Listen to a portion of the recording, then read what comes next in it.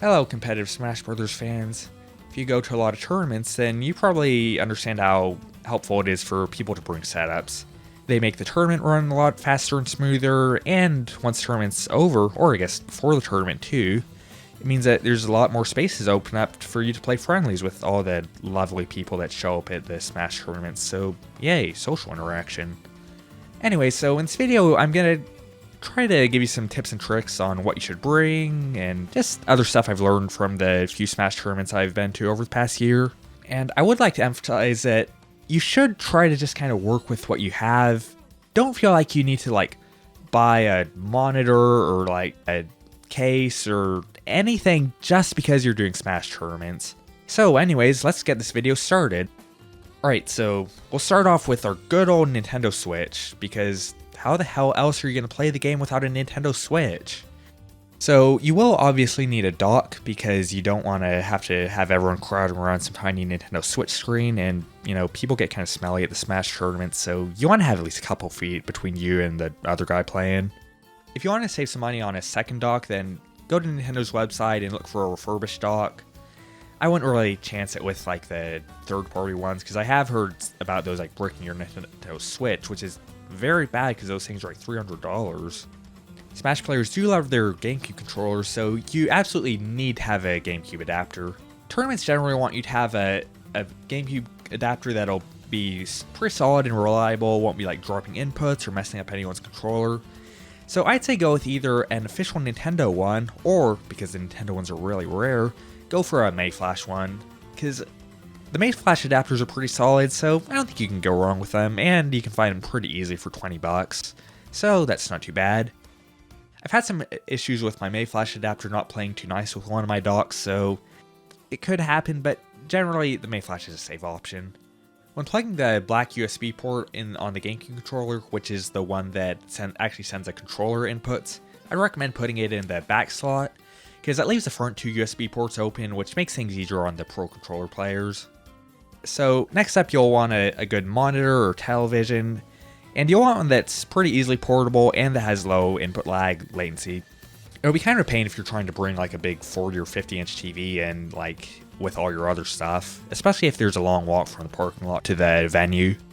Generally, people won't be too picky about your monitor as long as it's just kind of, low latency, good screen size and all that. So, because the Nintendo Switch outputs a 1080p 60Hz signal, you'll want a monitor that is natively 1080p and at least 60Hz. Now, I'm not an expert in computer monitors, but if you do want to get a cheap monitor with low input lag, go for a Twisted Pneumatic or TN type monitor. For the past few years, that's been the monitor technology that's offered the lowest amount of input lag, so maybe this information will help if you're buying a bunch of setups for a tournament that you're actually hosting yourself, if you're at a game store or something like that. But anyways, the one I'm showing here is a ViewSonic. I'll put the model number in the video, but it's been a solid option. I wouldn't I wouldn't recommend it over other monitors, but it's worked just fine for the past few years. And if you are going to be traveling around with this monitor, then make sure it's one with an easily removable stand. Mine's kind of a pain because you need to unscrew it, but other than that, it's not too big a deal. You don't want your stand to take up a ton of space in your bag when you're carrying your monitor. In the monitor settings, be sure to set to game mode or whatever will give you the lowest amount of input lag. You won't want to forget the power cable for your monitor, the HDMI cable connecting the monitor to the Switch, and the power cable for your Switch. Because, if you forget those, then you'll probably have to go to Best Buy or something and pay 20 or 30 bucks for those. You don't want to do that. That is a waste of money. Alright, so now that we've got all of our basic gear, I'll talk about how we're going to actually bring it to the tournament. Now, right here I've got this Gator monitor bag, which I picked up a couple years ago because I was moving my computer in between a couple houses a lot. I found that this is perfect for Smash setups. You can stick your monitor in, plus pretty much anything else you'll need for the tournament. But at the same time, it is kind of expensive, so unless you really need it, you can easily go without it. I see a lot of people bring their setups in tote boxes or stuff like that. As long as you can just take everything to the venue in one trip, you'll be good. You might also want to invest in a little hard case for your Nintendo Switch, just so it doesn't get scratched in your bag. And the one I've got here, I believe is made by Hori. But you don't need to get anything fancy for your case. Like, just make sure it can easily fit in your bag and that it can probably stand up to a few bumps and bruises. I didn't think to bring one of these when I first went to a tournament, but it's been really helpful for the subsequent ones that I've been to.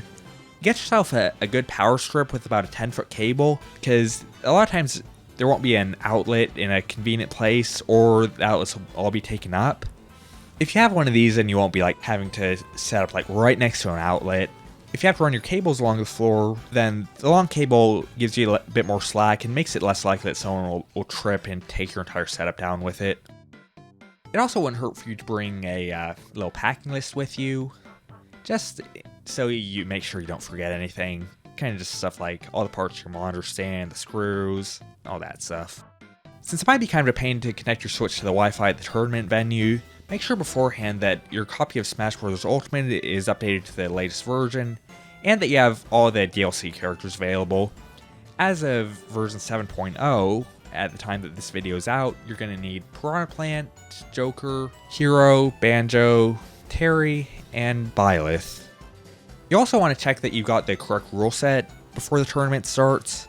Usually these will be listed on the tournament's webpage or Discord server, but if you don't know, you can always just ask a tournament organizer. They will be happy to let you know.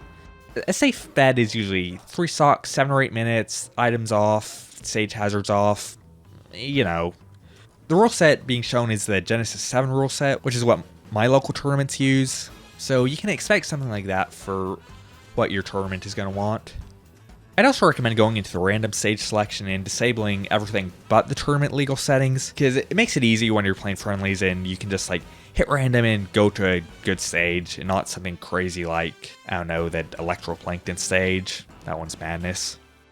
Now that I've covered the big parts of the setup, here's just the little stuff that you'll probably be carrying with you. For one, you obviously need a controller. The GameCube and the Pro Controller are the most common options. GameCube's going to be pretty simple because you can plug it right into the adapter that's hooked up to the Switch, whereas the Pro Controller is going to be a bit more of a pain.